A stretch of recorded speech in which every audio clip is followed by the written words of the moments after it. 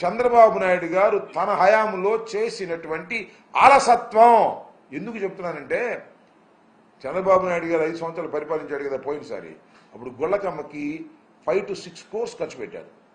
దేనికి ఖర్చు పెట్టారు తెలుసా? పెయింట్ వేయటానికి, విగ్రహం కట్టడానికి, అక్కడ బ్యూటిఫికేషన్ కోసం 6 crores దే స్పెండ్. గేట్ల కోసం 1 కోటి కూడా ఖర్చు పెట్టాల. అంటే ఎక్కడ డబ్బులు కమిషన్ వస్తే అక్కడ ఖర్చు పెట్టి గుళ్ళకమ్మ ప్రాజెక్టుని సర్వనాశనం చేసే కార్యక్రమం చేశారు. అది మేము వచ్చిన తర్వాత కొట్టుకుపోయింది. ఆ రోజు చేసి ఉన్నట్టయితే అద్భుతంగా ఉండేది. కానీ ఈ విధంగా ఏది జరిగినా జగన్మోహన్ రెడ్డి గారి అకౌంట్లో వేయాలనేటువంటి ప్రయత్నం చేయటం చంద్రబాబు నాయుడు గారికి తగదు అని ఈ సందర్భంగా నేను చెప్పదలుచుకున్నాను. నిజానికి తుంగభద్ర 71 సంవత్సరాల పూర్వం, అంటే మేము పుట్టక ముందు అది నిర్మాణం చేసినటువంటి ప్రాజెక్ట్. చాలా పత్రికల్లో, వాళ్ళ పత్రికల్లోనూ రాశారు 45 సంవత్సరాలు వరకు అది గ్యారంటీ పీరియడ్. 45 సంవత్సరాలు దాటి ఇప్పుడు 71 సంవత్సరం అయింది.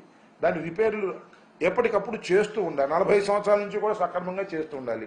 చంద్రబాబు నాయుడు గారు ఎన్ని సంవత్సరాలు పరిపాలన చేశారో మీకు తెలుసు. జగన్మోహన్ రెడ్డి గారు 5 సంవత్సరాలు పరిపాలన చేస్తే జగన్మోహన్ రెడ్డి గారు సరిగా చేయకపోవటం వల్లే పోయిందనేది ఒక ఉమ్మడి ప్రాజెక్ట్. అది కర్ణాటక, ఆంధ్రప్రదేశ్, తెలంగాణ స్మాల్ షేర్ ఉంది. మొత్తం సిడబ్ల్యూసి చూసుకుంటుంది. ఆ నిర్వహణ వేరే ఉంటుంది, ఫండ్స్ మనం కేటాయిస్తాం. అయితే మనకు కూడా కొంత అజమాయిషి ఉండే మాట వాస్తవం. దీన్ని జగన్మోహన్ రెడ్డి గారి మీద నెట్టేందుకు ప్రయత్నం చేయటం చాలా దుర్మార్గం, అన్యాయం, దురదృష్టకరమని చెప్పదలుచుకున్నాను. ఇది ఇప్పుడు అంతే. చంద్రబాబు నాయుడు గారు ఏది చేసినా జగన్మోహన్ రెడ్డి గారి వల్ల పోయింది, లేదా రాజశేఖర రెడ్డి గారి వల్ల పోయింది, నేను అద్భుతంగా చేస్తాను అనేటువంటి మాట మాట్లాడుతున్నారు. దురదృష్టం ఏంటంటే చంద్రబాబు నాయుడు గారిని అనేటువంటి వయసు నాకు లేదు, చంద్రబాబు నాయుడు గారిని అనేంత అనుభవము నాకు లేదు. ఆయన చాలా అనుభవం కలిగిన వ్యక్తిగా ప్రచారం చేసుకుంటున్నారు. ఎంత దురదృష్టం అంటే పులిచిత్తల ప్రాజెక్టుకు సంబంధించి ఆయన ఒక మాట చెప్పాడు, నాకు చాలా ఆశ్చర్యం వేసింది. ఇప్పటికి కూడా ఆశ్చర్యం వేస్తుంది.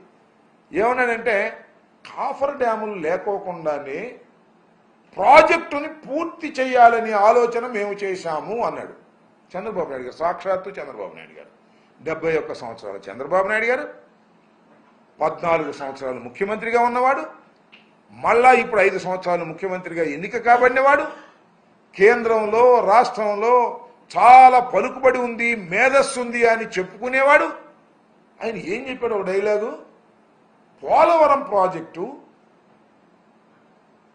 కాఫర్ డ్యాముల నిర్మాణం లేకోకుండానే, మరొకసారి వినాలి, పోలవరం ప్రాజెక్టు కాఫర్ డ్యాముల నిర్మాణం లేకుండానే ప్రాజెక్టు పూర్తి చేయాలని ఆలోచన చేశాము అనేటువంటి మాట ఆయన అన్నాడంటే, మరి నిజంగా ఆయనకి ఇరిగేషన్ గురించి, ప్రాజెక్టుల గురించి తెలియదని అనలేదు. కానీ ఎంత అమాయకంగా మాట్లాడాడో నాకు అర్థం కాలేదు.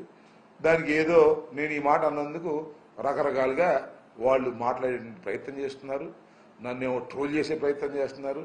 ట్రోలింగ్లకి గీలింగ్లకి నేనేం భయపడిన వ్యక్తి కాదు, ఫీల్ అయ్యేటువంటి వ్యక్తిని కూడా కాదు. ఉన్నది ఉన్నట్టుగా మాట్లాడటమే నాకు తెలిసినటువంటి సత్యం. నాకు తెలియకపోతే తెలియలేదని ఒప్పుకుంటాను తప్ప తెలిసినట్టుగా చంద్రబాబు నాయుడు గారి లాగా నటించడం నాకు కుదరదు. ఇది వాస్తవం అని కూడా ఈ సందర్భంగా నేను చెప్పదలుచుకున్నాను. ఏది జరిగినా జగన్మోహన్ రెడ్డి గారు ఇవాళ పథకాలు అమలు చేయలేకపోతున్నాం, ఖజానా డబ్బులు లేవు. జగన్మోహన్ రెడ్డి గారు ఖజానా మొత్తం ఖాళీ చేశాడు. ఇది అంతకుముందు ఖజానా బాగా బ్రహ్మాండంగా ఉందనుకున్నావా? నాకు అర్థం కాల. నువ్వు వాగ్దానం ఇచ్చే రోజున ఖజానా బ్రహ్మాండంగా ఉందని అనుకున్నావా? జగన్మోహన్ రెడ్డి గారు ఏం కొత్త వాగ్దానం ఒకటి కూడా ఇవ్వలేదే.